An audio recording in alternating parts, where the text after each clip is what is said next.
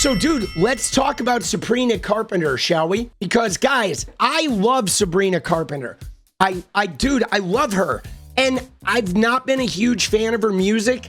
I was never really a big fan of her music, but I love her relationship to women's sexuality, okay? Her comfort with her body, the way she expresses herself, like using her magnetism and her sensuality and her sexuality without care. She doesn't, she's not going to be shamed into being chaste or proper. But guys, I've gone back and started listening to her music, and her music is amazing, dude. She always has a really great band. I've been minorly obsessed the last 2 days where I have been listening to her music. But now, guys, this I have a problem with. This is a recurring situation with the Trump administration. And you know what it is, guys? It's a complete and utter disrespect for the law and no consent, okay? They've continually used music.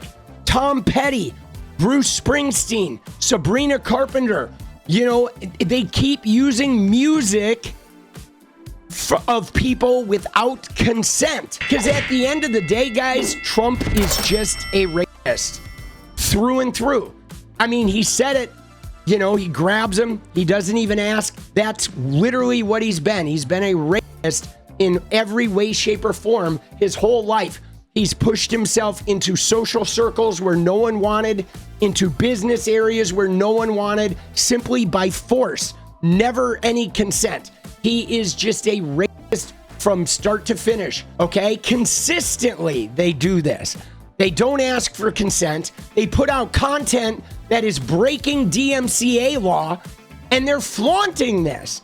And this is problematic, okay? I don't like that shit. As a creator, as a rock and roller who made a living like doing that for part of my life, the people who pay the price for it are the indie level people that are having all their shit get abused, and they don't have a record label to shut it down. But Trump makes this nasty ICE video, right?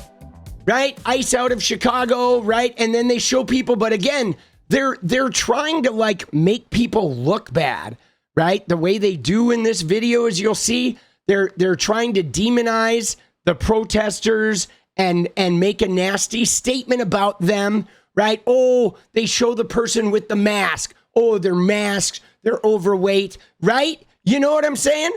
And dude, so this shit is just like a constant fucking hate parade from them, and them trying to demonize the protesters and trying to, make content around their brutal, abusive ethnic cleansing that they're trying to do in the state. So they post this, right? Have you ever tried this one? Bye-bye.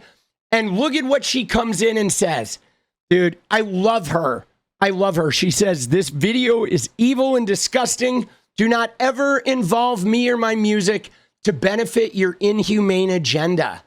Love it. But guys, look at this ratio. I have never seen a ratio this brutal, dude. 79,000 likes for Trumpy's little shit. Dude, her fuck you, 1.5 million. I think this is one of the most brutal ratios I have ever seen, guys, on Twitter. Dude, 1.5 million. Oh, right? Now, again, even with the right wing feeding on Twitter, look at this, bro. This tells you a lot, man. And then, of course, they had a spokesman make a comment about, oh, are you stupid or are you slow? But like the crazy shit is the people that have been attacking her, guys. People have been quote tweeting her. The right wingers have all used one method of attack. Almost uniformly, they've attacked her for her sexuality. And I mean, dude, she is just beautiful and charming. And she's, not afraid to sort of flaunt her stuff. But like, if you look at people, like, here's what I've seen, guys. They've all attacked her in the same way. Okay? They've all attacked her with Aren't you the same girl who shot a murder fantasy kill men music video in a Catholic church? This video she made in a Catholic church, okay? That this is a big deal. And like her video is, her music is like clowning men. She like sort of belittles men, which they don't like. But dude, I don't understand. They're all mad that she got like sexy in a Catholic church. It's like, hello, the Catholic Church is literally known for molesting children. And you're going to complain about this woman like taking like unashamed sexuality into the Catholic Church? Like they don't get it. It's like, Steven Crowder, you dumb fuck. If you could feel about your sexuality the way Sabrina Carpenter did, and you took that in the church wouldn't have been molesting kids. Okay? These fucking right-wingers don't get it because they're repressed fucking degenerate freaks. Okay? They don't get the point, dude. So everybody, though, was attacking her with this. Okay? Everybody was. Here's another one. This video is evil and disgusting. Do not ever involve me or my church to benefit your inhumane agenda. I actually responded to that one. I was like, dude, your fucking church is nothing but child molesters. Like, what are you talking about? Bro, I'm like, are you shitting me? Like, these people, it's like, do they have no sense of fucking shame or reality, right? But man, dude, they like went all out. They were so mad about her. But so her whole thing is she takes like the 50s look and the 60s look and the 20s look and the 30s look. She takes the look and the style and the pinup of a time when women didn't have the power to like control their sexuality, when they were just victims of that male gaze. And she like adds a woman who is not a victim of the male gaze. She's a woman who doesn't give a shit about the male gaze, and she manipulates it and she tantalizes it, but she doesn't like bow down before it at all. And it's beautiful. I mean, it's crazy because it's like it's like beautiful and without just being straight sort of like, you know what I mean? It's not like pornographic at all. But what's wild is how the right wingers see anybody who's comfortable with their sexuality is pornographic to a right winger, right? Like if you're comfortable with your sexuality, they think you're pornographic. You're being pornographic. Just right. If you step anywhere outside of their biblical repressed shithole, okay, they think it's like pornography. But man, this video is fucking great, dude. And then in the end, she turns the lights out and goes to sleep, dude. It is amazing, dude. She's just incredible. You know, she is. But here's what I tweeted though, guys, that I think is really interesting here.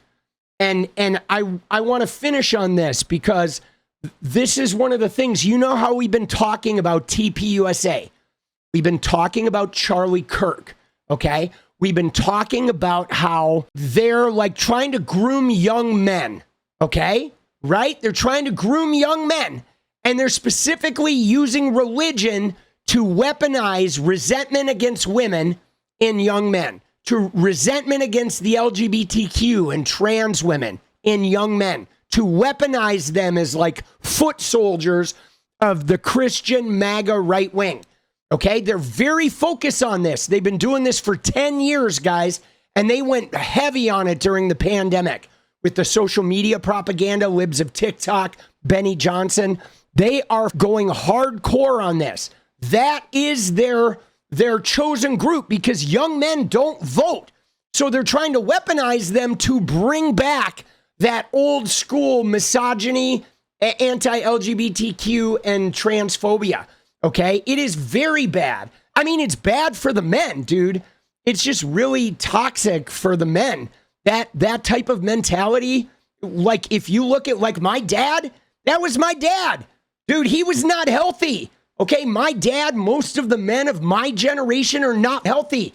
They're damaged. They're emotionally dysregulated. They have sexual issues that they have never dealt with because they're not even comfortable with their sexuality. They have all this shit repressed, and they end up either jumping out of their office window, or they hit their wives, or they hit their kids, or they're drinking themselves into oblivion. I mean, they do nothing but hurt the people around them because they can't manage their own goddamn emotional condition.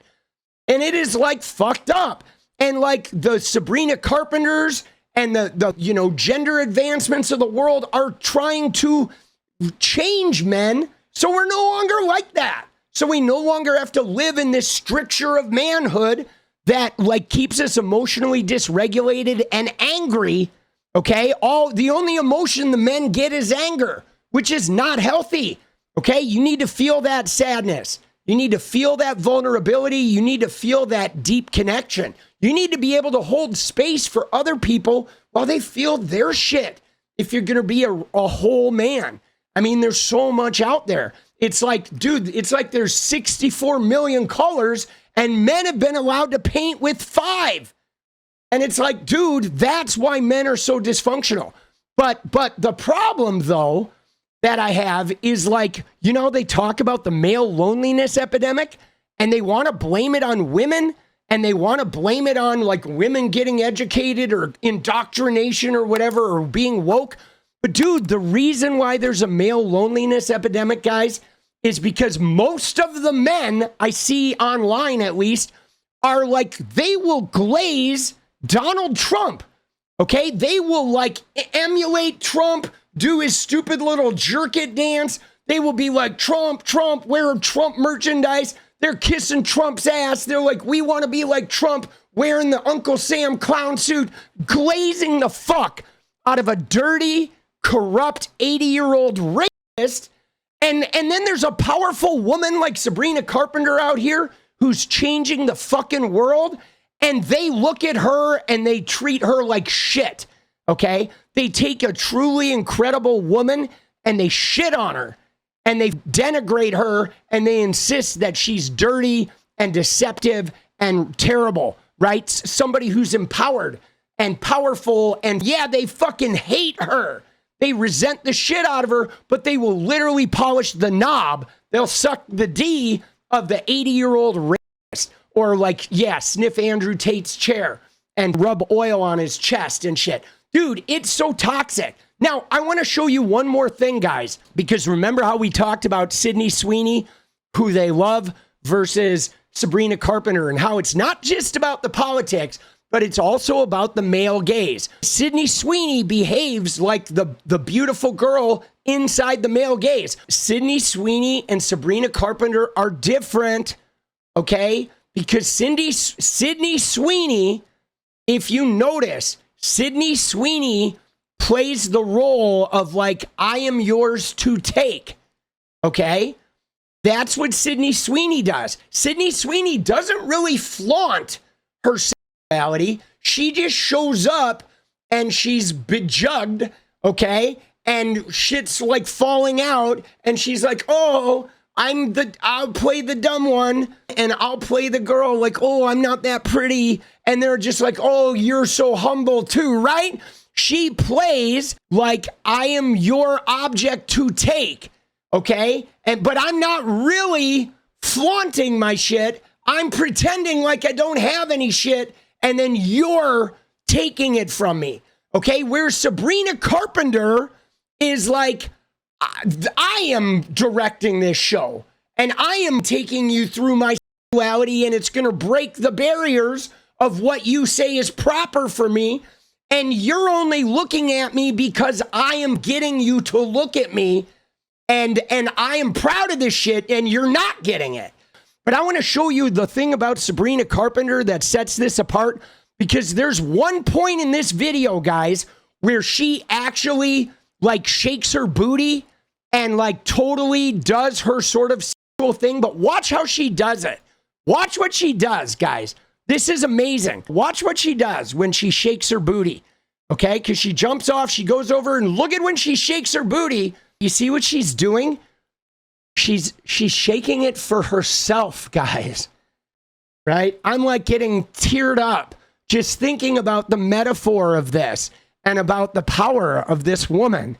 Because, yeah, she is celebrating her sexuality, but she is looking at herself. She is celebrating her own beauty. She is not doing it to get a man. She is not doing it to be valued by men. She is like doing it for herself, for women, for the love of the game. You know what I'm saying? And like, man, that's what it is. It is like sexuality through the male gaze, like trying to attract the male gaze, or whether you're expressing your sexuality where you're expressing it to the female gaze.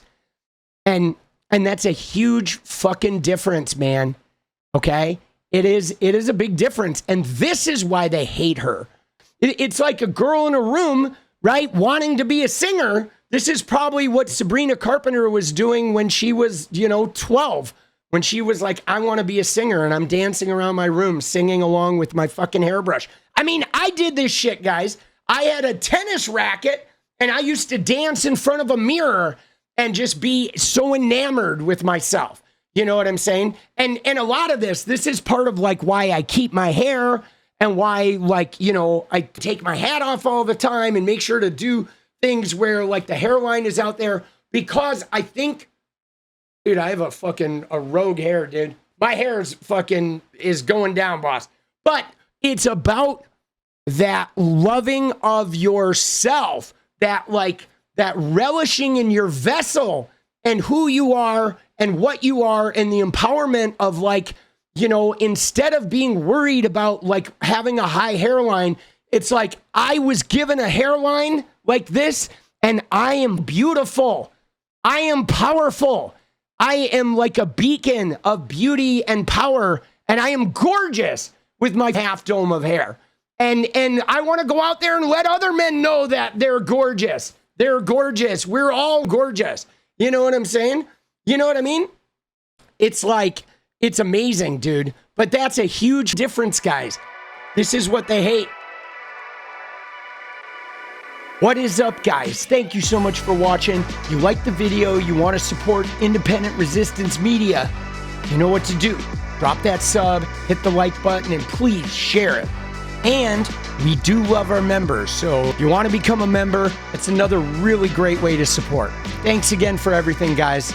I'll see you next time. Let's go.